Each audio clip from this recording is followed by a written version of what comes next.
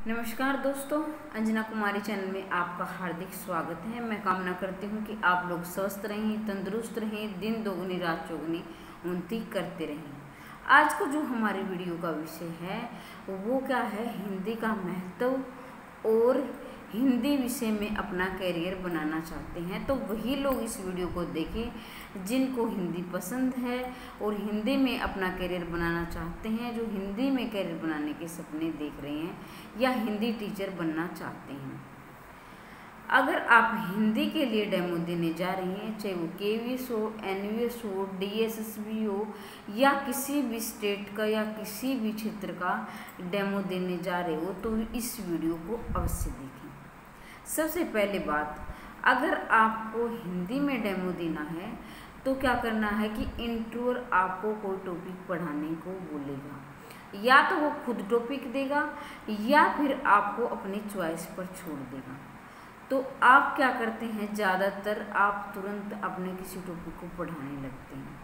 तो यहाँ पर मैं आपको ऐसी ऐसी बातें बताऊंगी जो कि आज तक आपने अप्लाई नहीं की थी। अगर जिन्होंने की थी तो उनका सिलेक्शन पक्का था, और जो नहीं कर रहे थे, अब तक गलती कर रहे थे, उन्होंने ये वीडियो लास्ट तक देख ली तो उनका सिलेक्शन पक्का होगा। मैं गारंटी के साथ कहती हूँ, अगर आपने इस प्रकार डेमो दिया तो आपको सिलेक्शन लेने से कोई नहीं रोक पाएगा।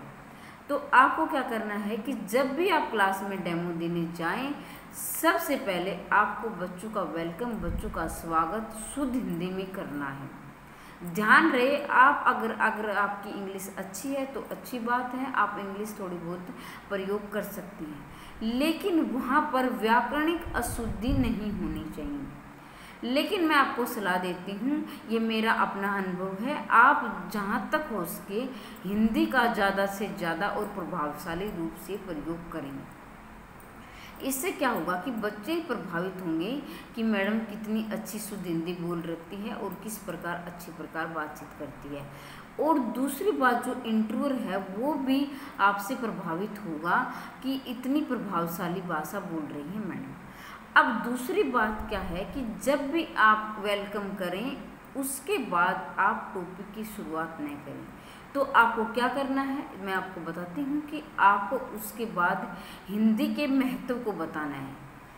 क्योंकि अगर ये हमारा देश हिंदी भाषी देश तो है, बहुत सारे लोग हैं, वो हमारे देश की ज़्यादातर जनसंख्या हिंदी बोलती है, लेकिन हिंदी बोलने के बावजूद भी हमारे देश में हिंदी का इतना महत्व नहीं है।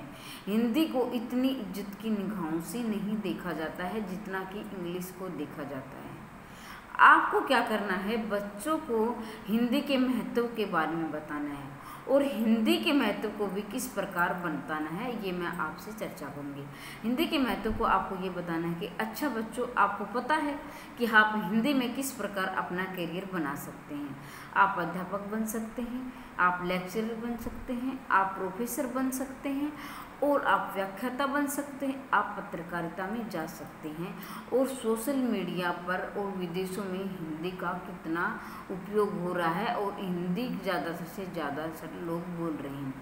इससे क्या होगा, इससे सबसे पहले ये फ़ायदा होगा कि जो बच्चे हिंदी में कमज़ोर है या हिंदी उनको अच्छी नहीं लगती है या उनको ये लगता है कि हिंदी में कोई कैरियर ही नहीं है, हिंदी अच्छे ज्ञाता होकर भी, हिंदी अच्छी जानकर भी उनके अंदर एक निरस्ता है कि हिंदी की तो कोई वैल्यू ही नहीं है, हिंदी का तो कहीं उपयोग ही नहीं है, मेरे को हिंदी अच्छी आती तो है लेकिन मैं क्या करूँ, हिंदी में क्या मैं अपना कैरियर बना सकता हूँ।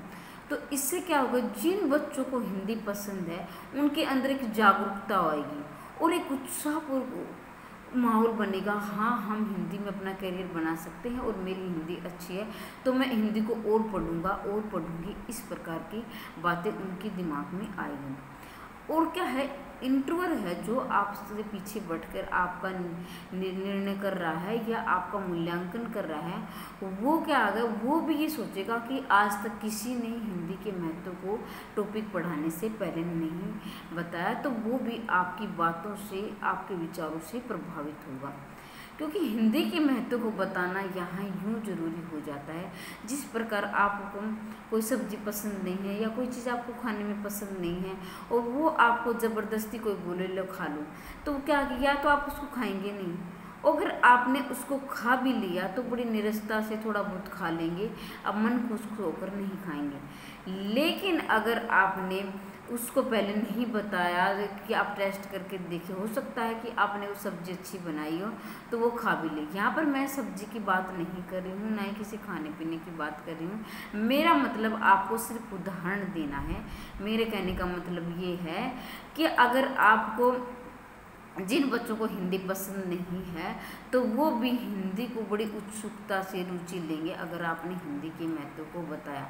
फिर आपको महत्व बताने के बाद क्या करना है, अच्छा बच्चों आपको हिंदी किस किस को पसंद है, तो जिनको पसंद है वो बड़ी उत्सुकता से हाथ उठाएंगे, और जिनको पसंद नहीं है थोड़ी बहुत वो भी हाथ उठा सकते हैं। लेकिन अगर आपने पहले पूछ लिया अच्छा बच्चों हिंदी किसको पसंद है, जिनको पसंद होगी वो भी हाथ खड़ा नहीं करेंगे अगर आपने हिंदी के महत्व को नहीं बताया तो इस प्रकार आपको पहले हिंदी का महत्व बताना है, बच्चों का अच्छा स्वागत करना है। उसके बाद क्या करना है कि आपको ये ऑप्शन बताने हैं कि गवर्नमेंट जॉब में इतने सारे ऑप्शन हैं हिंदी जानने वालों के, हिंदी के ज्ञाता के। इस प्रकार क्या करना है कि फिर आप सारे बच्चे जागरूक होंगे, बड़ी उत्सुकता से देखेंगे और अच्छा फिर आपको क्या करना है, अच्छा बेटा आप एक क्वेश्चन बताएं, एक प्रश्न बताएं। तो आपको क्या करना है कि सभी बच्चों से प्रश्न पूछने हैं, चाहे आप उनका नाम पूछें, आप कहाँ से आए हो, कौन सी कक्षा में पढ़ते हो। फिर आपको जो भी आप प्रश्न पूछ रहे हैं उसको बोर्ड पर लिख देना है। और ध्यान रहे बोर्ड पर लिखते हुए आपका ध्यान सिर्फ बोर्ड पर नहीं होना चाहिए, बच्चों की तरफ भी होना चाहिए, ताकि इंटरवल प्रभावित हो कि मैडम लिखते लिखते साथ साथ बच्चों को कंट्रोल भी किस प्रकार कर सकती है, और एक नीरस सब्जेक्ट को भी किस प्रकार अच्छा बनाकर एक मनोरंजन पूर्वक बनाकर बच्चों को पढ़ा रही है। तो इस प्रकार आपने उनका अच्छा वेलकम किया, फिर आपने उसके महत्व को बताया। और तीसरी बात जो मैं आपको बताने जा रही हूँ, आपको क्या करना है कि आपको टॉपिक का नाम पहले नहीं बताना है, आपको टॉपिक का असमंजस सस्पेंस की स्थिति में उसको बनाए रखना है। फिर आप बच्चों से प्रश्न पूछे, वही आप बोर्ड पर लिखते जाए। फिर आपको बच्चों को बताना है कि अच्छा बच्चों आज हम इस टॉपिक पर चर्चा करेंगे। बाद में आप जब सारे बच्चे इंटरेस्ट लेने लगे, सारे बच्चे जागरूक हों, फिर आपको टॉपिक पढ़ाना है, और इस तरह टॉपिक आपका आसान भी हो जाएगा, बच्चे भी सुनेंगे, बच्चे भी प्रभावित होंगे और इंटरवल भी प्रभावित होगा। और ध्यान रहे आपका कॉन्फिडेंस लेवल, आपका आत्मविश्वास गिरना नहीं चाहिए, क्योंकि टीचर का सबसे जो महत्वपूर्ण गुण है आत्मविश्वास है। क्योंकि टीचर एक कलाकार भी होता है, एक जादूगर भी होता है। क्योंकि जादूगर टीचर को यहाँ पर यूँ कहा गया कि एक जादू की तरह वो बच्चों पर और इंटरव्यूअर पर जो भी देखने वाले सुनने वाले हैं उनके दिमाग पर एक जादू सा करता है। और क्या कि टीचर एक कलाकार से कम नहीं होता, वो हर कला में उसको ढलना पड़ता है, उसको अच्छा वक्ता भी होना चाहिए, अच्छा सुनने वाला भी होना चाहिए, और कितना भी मुश्किल सब्जेक्ट हो उसको आसान करके पढ़ाने वाला होना चाहिए। और जो मैं बता रही हूँ यहाँ पांचवी बात यहाँ है कि बच्चों को जो परिवेश नॉलेज है, जो उनके पीछे का जो ज्ञान है, उसको जोड़ते हुए आपको पढ़ाना है।